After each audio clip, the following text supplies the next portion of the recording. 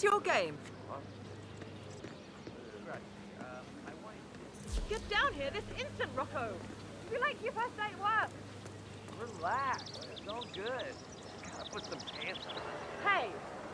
Talk nice to your sister. Look, I got you this.